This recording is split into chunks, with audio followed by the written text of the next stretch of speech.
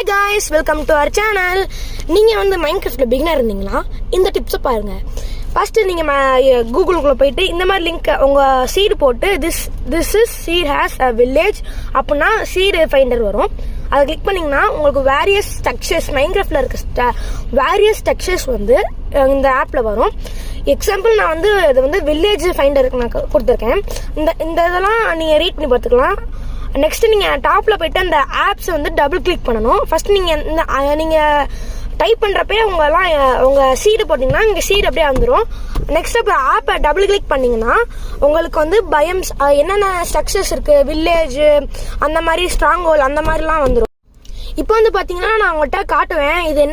இது வந்து various type of apps, அதாவது ஸ்ட்ரக்சர்ஸ் எல்லாம் இருக்கும்.